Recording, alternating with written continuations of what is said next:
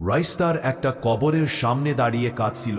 ওই কবরটা আর কারো না, ওর বউ সোনালি আর ছোট ভাই চিন্টু ছিল। ওরা একটা ভয়ঙ্কর গাড়ি অ্যাক্সিডেন্টে মারা গিয়েছিল। তখন চিন্তায় ভরা জ্ঞান ভাই ছুটে এসে চিৎকার করে বলল, রাইস্তার তুই এখানে? তাহলে ওটাকে যে গ্রামের সবাইকে মারছে। রাইস্তার বলল, কি উল্টোপাল্টা বলছিস তুই? আমি তো সকাল থেকে এখানে আছি, তুই ভালো করে সমস্তটা আমাকে বল। জ্ঞান ভাইয়ের চোখ ভিজে যায় আর কান্দে কান্দে বলল, কালকে সন্ধ্যার সময় আমাদের গ্রাম সব সময়ের মতোই খুশিতে ছিল। সবাই কাজ শেষ করে বাড়ি ফিরছিল। ঠিক তখন ঝাড়ুতে বসে থাকা একটা ব্যক্তি গ্রামের দিকে এলো, আর ওই ব্যক্তির দেখতে হুবহু তোর মতো। গ্রামের লোকেদের চারিদিকে গোল গোল চক্কর দিতে থাকে, আর সঙ্গে সঙ্গে সমস্ত লোক মারা যায়, তারপর ছোট পশুতে বদলে যায়। ওটা শুনে রাইস্তা খুব রেগে যায়। কি এটা যে আমার রূপ নিয়ে সবার মারছে? ও তাড়াতাড়ি ওর বাইকে করে গ্রামে যেতে থাকলো। রাতের মধ্যে গ্রামে পৌঁছে গেল। গ্রামের দৃশ্য দেখে অবাক হয়ে গেল। চারিদিকে শুধু মানুষের লাশ, আর ওই লাশের মাঝে একজন দাঁড়িয়ে ছিল আর খুব জোরে জোরে হাসছিল। রাইস্তার যখন